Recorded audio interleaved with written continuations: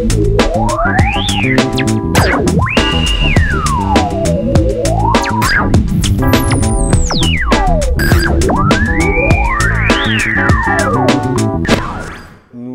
sommes arrivés sur Humanicité le 1er janvier 2013 au sein d'un quartier développé sur une nouvelle philosophie qui est de mixer les populations et les usages au sein d'un même lieu.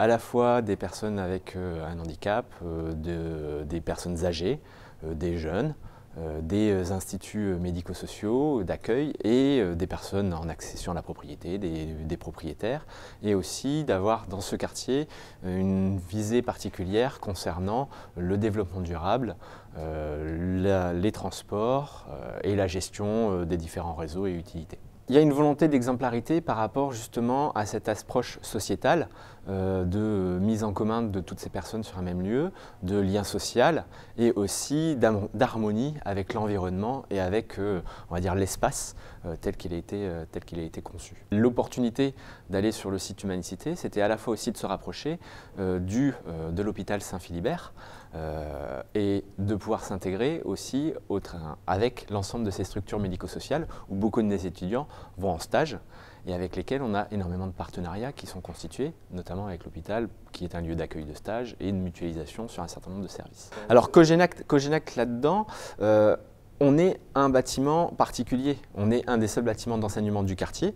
Le choix du réseau de chaleur était un choix pertinent par rapport à un bâtiment collectif. Le chauffage biomasse, c'est un chauffage réseau de chaleur. Donc d'une part, on n'a plus les grille-pains présents dans tous les bureaux, tels que ça pouvait exister à un temps donné dès qu'on construisait un bâtiment d'enseignement.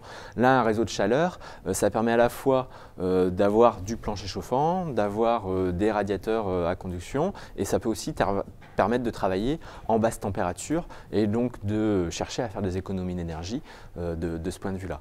Ça s'intègre aussi dans une approche, on va dire, plus globale de mutualisation d'un certain nombre d'utilités. On est nettement plus efficace sur une chaudière biomasse pour un ensemble de gros bâtiments que 4 ou 5 chaudières installées individuellement pour chacun de ces bâtiments. Des points négatifs, je dirais que ils sont plus liés aux critères qui ont été retenus par rapport à des normes d'usage des bâtiments. Par exemple, la température qui a été fixée comme étant la température de référence est celle de 19 degrés, qui est celle que l'on pose pour des habitations ou autres par rapport à des bâtiments HQE ou des bâtiments justement BBC. Or, une école à 19 degrés ou une salle de cours à 19 degrés, très bien ventilée, très rapidement, vu qu'on est en position assise, les personnes ont un sentiment de froid assez important. On le voit d'ailleurs, hein, c'est la même chose dans un logement où vous avez une personne âgée. Si vous avez 19 degrés dans la salle de vie, automatiquement, au bout d'un moment, elle dit qu'elle va avoir froid. Donc on monte automatiquement le chauffage à 21-22 degrés dans des lieux où les personnes sont immobiles à l'arrêt. Et là, la difficulté, c'est qu'il n'y a pas de thermostat, où il n'y a pas de bouton permettant à l'occupant de régler ou de pouvoir adapter sa température dans son espace de travail.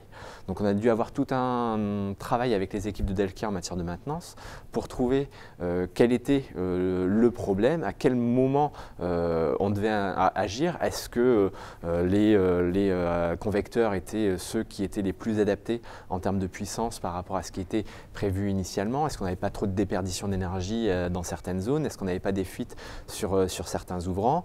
Est-ce que la température de départ était la bonne ou autre? Parce que on avait quand même une console de gestion en ligne qui nous permettait de constater donc la température dans les différentes pièces, mais qui ne nous permettait pas non plus de jouer sur la chaleur qui était envoyée. Cet aspect-là était géré au niveau de la chaudière. Et ce qu'on a constaté aussi, c'est que sur les équipes de maintenance qui étaient en charge, elles ont eu beaucoup de mal à s'approprier ce nouveau dispositif et ces nouveaux équipements. Donc l'appropriation, elle a été à la fois difficile pour les personnels qui ont du mal à comprendre pourquoi on a 19 degrés et pourquoi on ne doit plus aller vers, on va dire, une consommation importante de l'énergie et aller vers des températures, on va dire, adéquates de 20-21 degrés, mais aussi pour des équipes de maintenance qui découvraient des nouveaux équipements ou qui n'avaient pas l'habitude de rencontrer et des besoins qui n'étaient pas ceux qu'ils connaissaient. On n'est pas simplement sur le chauffage, on est aussi sur la ventilation, sur l'isolation et aussi sur un aménagement particulier pour permettre, on va dire, un apport d'énergie aussi par les sources extérieures. On a des grandes parois vitrées qui nous permettent en hiver, dès qu'on a un petit peu de soleil, déjà par un effet de serre classique, de chauffer l'ambiance. Là-dessus, c'est déjà un gain assez intéressant, on l'a aujourd'hui, c'est très agréable de ce point de vue-là. Ça a un effet un peu délétère l'été, où dans ce cas-là, les températures montent très très vite dans les locaux et on a la nécessité de travailler sur la ventilation. Et c'est là où on arrive le deuxième point, c'est que le chauffage est un élément du bien-être et des conditions de travail, mais il doit être lié à un deuxième lot qui est la ventilation, qui se retrouve après avec la qualité de l'air. Et sur la ventilation, même chose, on a dû retravailler parce qu'on a voulu pousser très très loin l'automatisation avec des capteurs de présence qui déclenchent la ventilation haute pour des économies d'énergie, pour éviter justement des déperditions d'énergie parce que la ventilation, c'est apporter un air extérieur qui va souvent être plus froid que l'air intérieur. Donc on a déjà des systèmes de VMC double flux qui permettent de réchauffer l'air extérieur avec l'air intérieur, mais si vous le faites fonctionner la nuit, vous allez refroidir tout le bâtiment.